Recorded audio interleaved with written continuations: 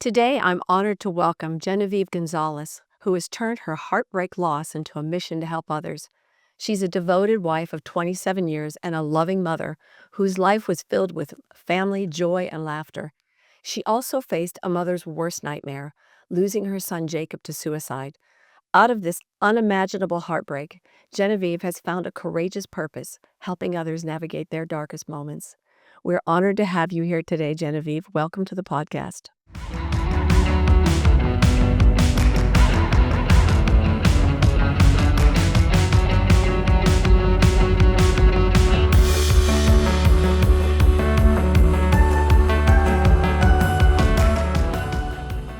Welcome, Genevieve. It's so good to have you here today. Thank you for coming on and sharing your story with us. And this is an opportunity for me to get to know you. We've actually not met personally, but I'm so glad you're here. And I really appreciate your willingness to come on and share this. It's so helpful for our public to hear stories like this. So we'd like to know a little bit about your life, your family life. Can you tell me um, what your family was like and where things were prior to this incident with Jacob? Yes, thank you so much for having me, Robin. And I agree with you totally. Our testimonies can have an impact. But my family life, I've been married for 27 years. We were happily married. We are happily married. We have two children. Our oldest, our daughter, Raylan, is 27, and my youngest, Jacob, will forever be 20. Yeah. And we enjoy camping. We enjoy the outdoors. We enjoy family time. And my biggest joy was watching my children and their relationship because they were so close, so close. And I miss the most listening to them laugh together, like from the pit of their stomach laugh, and you just can't help but laugh with them. And you don't even know what they're laughing at, but that was one of my biggest joys in just spending that time with them, watching them grow and become young adults and manage life. Yes. Mm. And what happened and what brought you to the point where you thought maybe there's something going on with Jacob? Was there an incident or some signs where something made you suspect? Looking back, as I look back now, one of the things was Jacob had just had a recent breakup.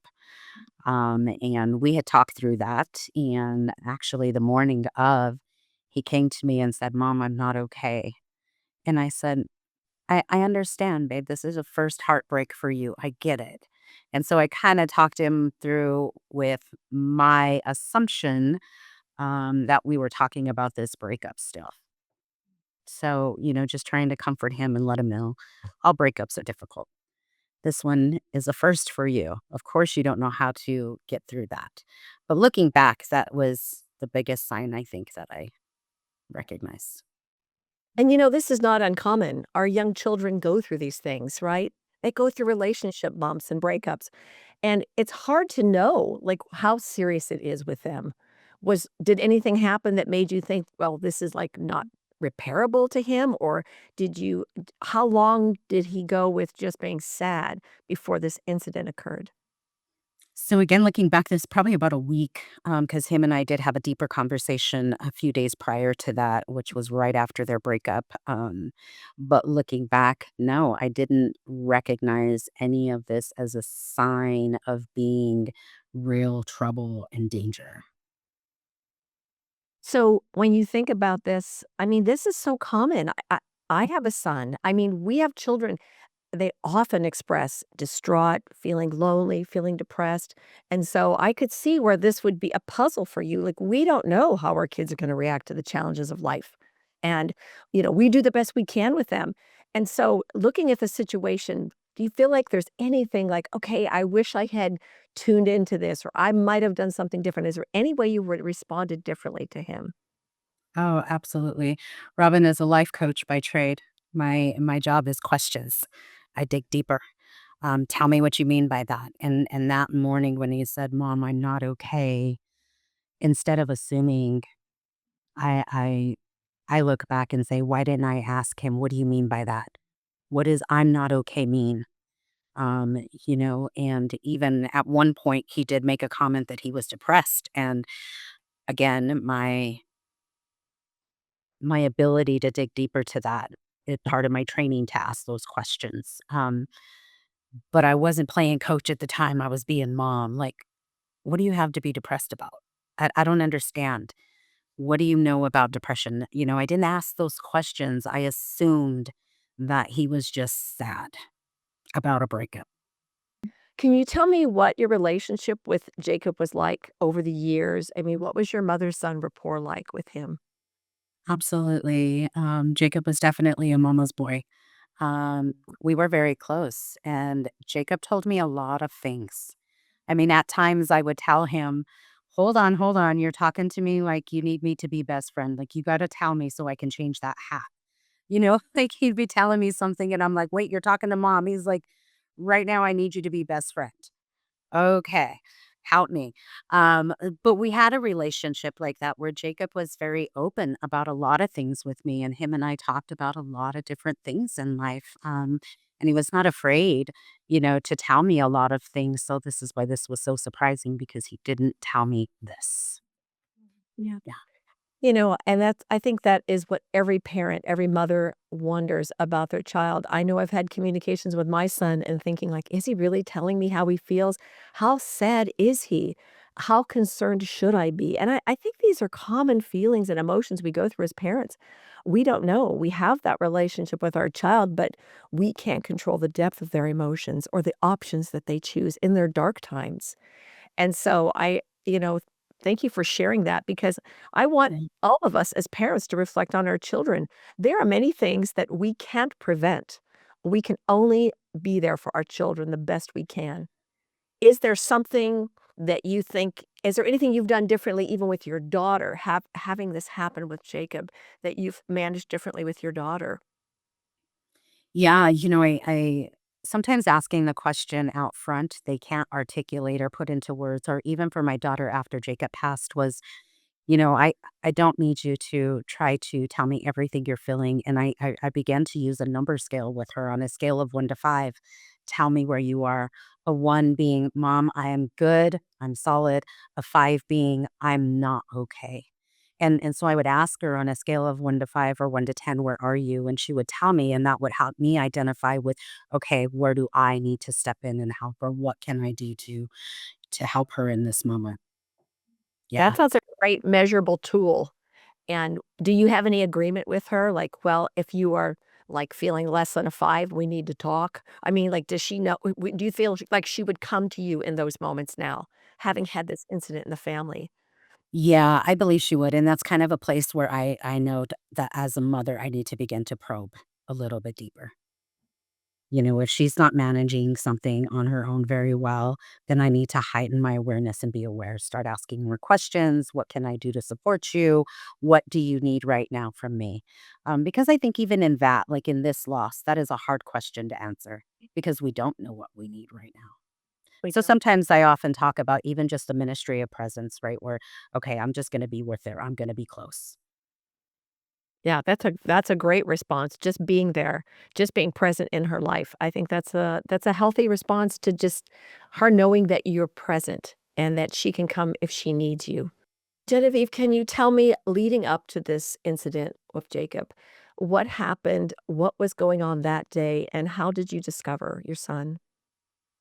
Yeah, that day was like any other day. As a matter of fact, he worked graveyard, so he was sleeping in the morning. He got up though, and he went shopping. He bought all new bedding. He seemed to be in good spirits. I was at the grocery store earlier that day. I called him, said, "What do you need for lunches?" He's like, "Can you pick me up XYZ?" I did. We came home, and my husband and I were in the kitchen making dinner. My son was getting ready to leave for work. He walked out the door. "Mom, I'm leaving." I told him, "Goodbye, son. I love you. Have a good night. I'll see you in the morning." "Okay, I love you too. Bye." And he left. He was to be at work at 7 o'clock. And so he left. And then it was about 10:30 that night. My husband and I were already in bed. We were sleeping. We heard the front door open. Um, and so I knew it was him because my dog wasn't barking. And so he came in and he was there for a brief time. We heard the door close behind him, maybe 3 or 4 minutes. max he was home. My husband called out to him, and he didn't respond, and then he closed the door and he left. And then it was 3:30 in the morning. There was a knock at my door, and that's when the officers and the coroner showed up at my house to tell me that they had found that my son had taken his own life. I can't imagine, that moment of grief for you. I It's probably the deepest grief I think any parent could ever feel in their life, and, what what did you think and do at that moment? Like, where did your mind go immediately? My mind went blank. I couldn't believe what I was hearing. I said, "Are you sure? Are you sure it is my son?" They asked about my car. Yes, that's my car. Um, and then they said, yes, it was him. And so it happened around 11:30 that night. They didn't show up to my house until 3:30 in the morning to tell us. And so everything had been processed. At that moment, I just fell. I hit and collapsed. I hit my knees, cried, and I didn't know what to do. I didn't. I was really just the shock. I was completely blank. Everything just stopped. I don't even remember everything else the coroner or the officers had to say. I just know my husband and I were there and like, I don't know what to do with this. What is this? The denial, the all of that. The very first phone call I made was to my best friend. I called her. I told her, I need you to get over here right now. She said, what happened? I shared it with her. She said, I'm on my way. She came and I said, I don't know how to tell my daughter. Mm. She made that call for me, and helped me. She made the call to my daughter because I didn't have words, Robin. I had nothing. Um, and then she took it from there. Like she called people that needed to be called and notified, and she kind of took it from there. And I just walked around with nothing. No, I'm sure I was pale as can be, blank as can be, um, and didn't know what to do with any of that. It was too much, too much. As any mother would be, just in shock, in despair, in disbelief. I mean, that's I can feel that as you say it. Um, where did you take your faith at that moment? Like, you were still relatively new in your faith, and I know you had a deep devotion to God. How did you go to God with this pain? What did you say to him? I was sitting on my front porch, with my best friend and a cousin sitting next to me, and I remember this clearly. I cried out to him in that moment and said, I need to know you have him. Show me you have him, and I will take this cup you have for me, and I will drink of it, but I need to know where he is. That's where I took it. I took it to him and said, I need to know. You need to show me. And God, in his unfailing and faithfulness, reassured me. And in that moment, um, the peace that transcends all understanding was unreal. Um, but there was a little bit of peace in it for me in that moment because he began to show me. Um, but yeah, that's where I took it directly to him. I said, show me you have him. Wow, that was the right question, because only God could answer that question. Do you feel like he answered that in your spirit, in your mind? How did he answer that for you? In my spirit, but that same day, and this is the day we found out, that same day, my husband had a vision 3 times, 3 visions, awake visions of my son being embraced by my grandfather and his, and they were all laughing. Mm, And and so I knew at that point that my son was at peace and that he was okay. wow. Was this a waking vision that he had? Wow, 3 times, same day, exact same vision. wow. Was that after you prayed? After I cried out. Wow, that's beautiful. I love the way God showed up for you because that's the kind of peace only God can give. Only God can show you that. And how do you feel about life after death? Like, what do you believe about that now? Yeah, in the days and months after, it was very much minute by minute. Um, I one of 2 things usually happen when you experience a death on this level and a loss this great. One of 2 things that I have seen, you either run from God or you turn to God. For me, my relationship had been, um, being built on the foundation of Him, so I ran to Him every day, every moment. Sometimes all I could get out was the name of Jesus, and I would say it over and over again until His peace would come over me. So I literally relied on him every day, and it was very much minute by minute, and day by day. So it was a very slow, um, agonizing process in the beginning for me. Um, but at about the 5-month mark, I sought out some counseling, my husband and I, a grief counselor. And it was after meeting with this grief counselor a couple of times that I just felt in my heart, I have to do something. I have to talk about this. And I became involved in suicide awareness and prevention efforts in my community. But initially, was very much minute by minute. So this drove you, your pain, your reality of this drove you to a greater mission in your life.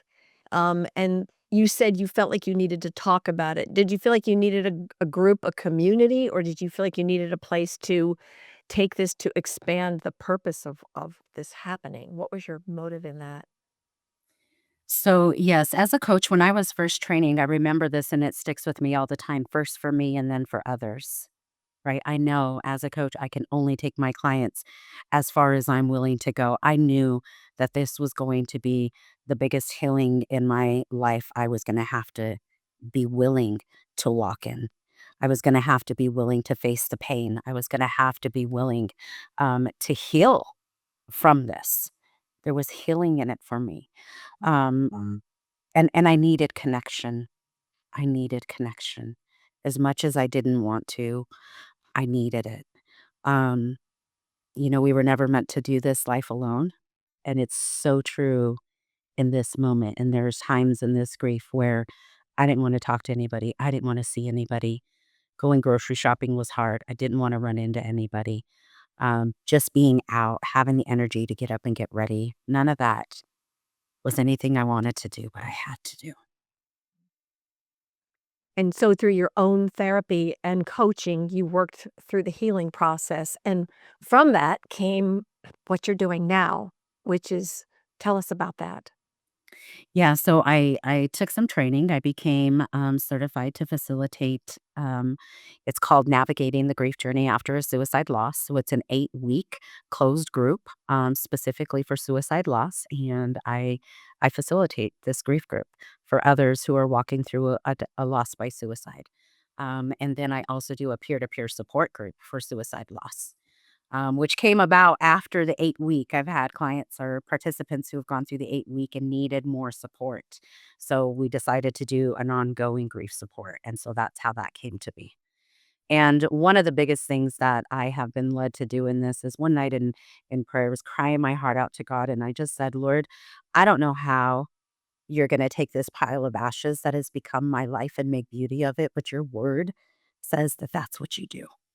And so I give it to you, and I had to release it to him, and it was the next morning, after crying myself to sleep that night, the next morning, I woke up and on my mind was, "You're gonna have a memory walk."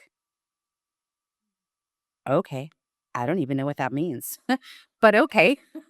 And so this year, I'm honored to say we will be having our 4th annual suicide memory walk, and the entire aim of this event is to honor those we've lost by suicide, support the survivors that are left behind, and to bridge the gap between the community and the resources that are available for those in need of those said resources.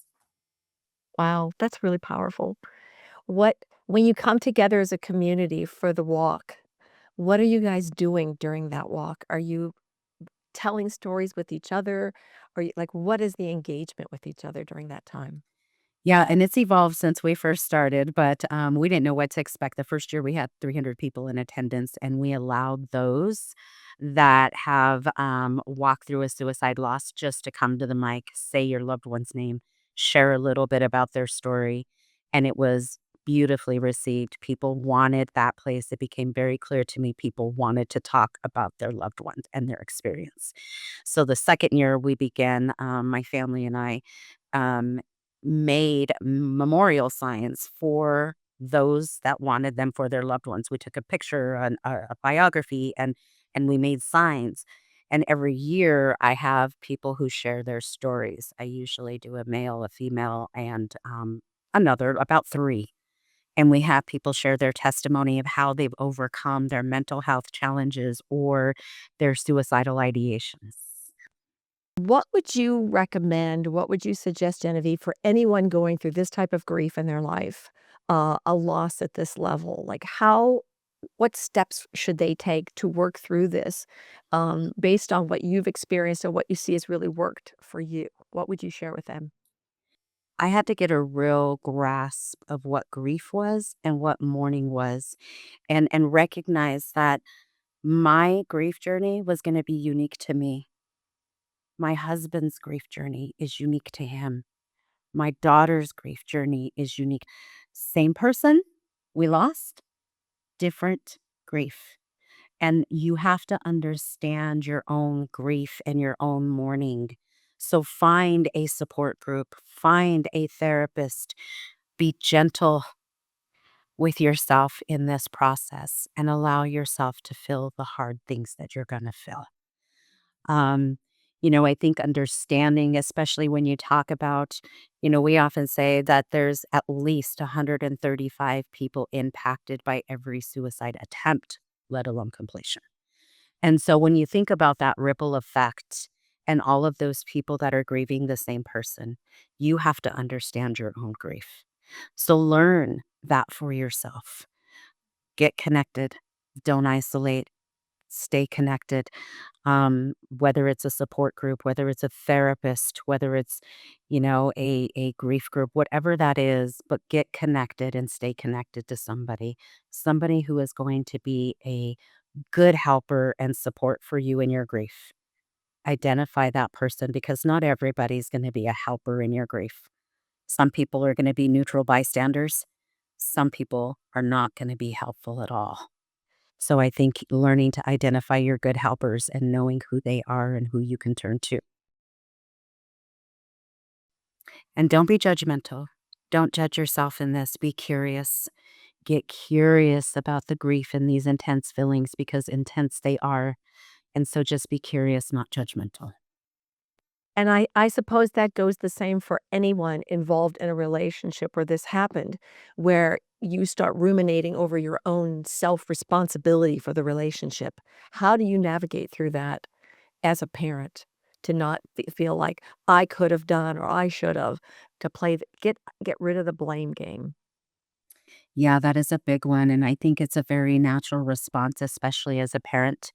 As a mom, I felt like this child was my responsibility and my obligation, and I missed it. And there are moments where I did feel like I failed him. I failed him, but I have to remind myself that Jacob made a decision for himself that I had no control over. I was not present. I could not control. I could not stop. That and I think one of the biggest things I try to tell people especially is when that place comes, be quick, just as quick to forgive as you are to blame, Mm. if not even faster. But forgiveness of self and others. Because sometimes when we point the finger, we don't point it at ourselves, we point it at somebody else. And so you definitely, the difference in a loss by suicide versus, say, a loss by terminal illness, right? You know what's to blame. If you have a loved one who is dying by cancer, you know the cause. But when your loved one has died at their own hands, you don't have anything or anyone to blame for that. And the most common response first is me. And that takes time. it takes understanding and a level of acceptance to move past that. Did you struggle with feeling angry at him for taking his life away from you that moment? Like, I can honestly say, Robin, that I was never once mad at my son or angry at my son or at God for what happened. I wasn't. I I was more devastated just by the loss in and of itself. And I just couldn't see blaming him for something that he was dealing with so painful. He was dealing with something for so long and so heavy that he just couldn't carry it any longer. yeah, And I often ask this question um to people in like survivors and those around me. I in this group, my grief group, I've posed this question. If I were to ask you, would you be willing to die for your child? Every one of you would raise your hand without a misbeat. Absolutely. Absolutely. No questions, no doubts. But the next question I pose to you then is, are you willing to live for them? yeah, And this is where it gets hard because their pain and their grief, they may be free of, but we are not because it didn't go anywhere, it transferred. And I remember, Robin, and this is what brought me to this place. I remember when my kids were little and they were sick or they were sad, and I would say, "Give it to me, I'll carry it. I'll take it." Because I couldn't even stand to see them sick. Give it to me, right? Now I carry this for my son, yeah. and I'm willing because it didn't go anywhere. It came to me in my heart and my shoulders. And I carry it because I know in my heart that I don't do it alone. Yeah. He didn't know that, but I'll carry it and I'll do with it what he couldn't. And that's how I live for him. And that's why I can say that death is not the end of the story. It's not the end of the story. I now advocate every life matters. You matter. And what you're going through. I would often tell my daughter, take heart, honey. Nothing lasts forever. That's The right. good times, they come and they go, but the bad times too. Even though they come, they too go. And there will be joy again. There will be, peace in this. And for now, my mission is to save every one of them. And I often tell my husband, Jacob will save more lives in his death than he ever did in his life. So, Genevieve, you have given us so many practical, useful tools for walking through this very difficult time in life. I mean, grief is a really challenging thing. Loss of a child, and what you've told us today, in summary, is just first, if you have a faith, go to God. And if you don't have a faith, go to God. He's there. And I see that's where you got the first level of comfort is that God confirmed with you that He had your son. That was such a beautiful reality. The next thing you did was seek help. You got support. You went to counseling. You got counseling for your family. You sought help. You didn't sit in your grief and your wonder. You didn't self blame and you didn't blame anybody else. You looked at the situation, you processed it, and you worked through your grief so beautifully, so powerfully. Um, and I love the way you turned your pain into a greater purpose. And that is so cathartic. When you do something like that, you're like, you are absolutely maximizing the life of your son by what you're doing. You realize all the people you're comforting and even the suicides that you're preventing through the work that you're doing. This is a powerful tool in the community. And your ability to stand in that pain with other people is unbelievable. Where do you think that comes from for you? Like, what do you lean on in being able to do that? I'll tell you, 2 Corinthians 1:3 and 4 says, "Blessed be the God and Father of our Lord Jesus Christ, the Father of mercies and God of all comfort, who comforts us in all of our tribulation, um, that we may be able to comfort those with the same comfort we ourselves have received from God." Robin, there's a heart of compassion I have now that I did not have before. And I know it is because God has comforted me and had compassion on me. And because He has done that, I am able to sit with people in their deepest, darkest pain, where even sometimes friends and family are not able to sit with them in this uncomfortable place. It is my honor to walk alongside them in this grief journey because they too are not alone. Genevieve, that was so beautifully said, and I just wanna thank you for sharing this really heartfelt and painful journey. You have shown us strength and courage of a mother, and you're exactly what a mother needs, is someone who's walked through this pain to understand, to show them the way, and I know that's what you're doing with the work that you do, and if you'd like to leave contact information for anyone so they can reach out to you, please leave that for us on the YouTube channel. I'll also leave it below.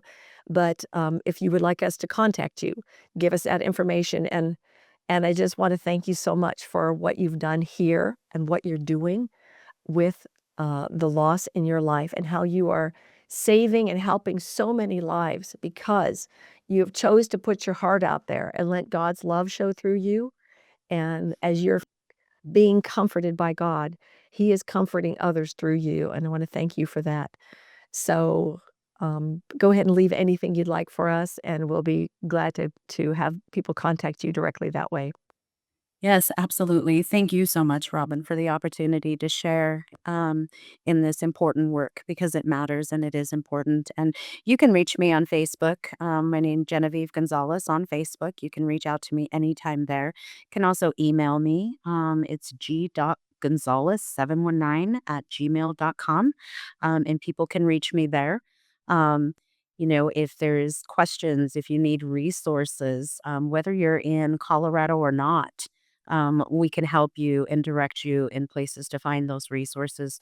And yeah, I thank you again for the opportunity to share. Every year at the walk, we've had somebody reach out for help, and that is all worth it to me. Well, thank you for bringing peace and support to the world. The work you're doing is very, very important.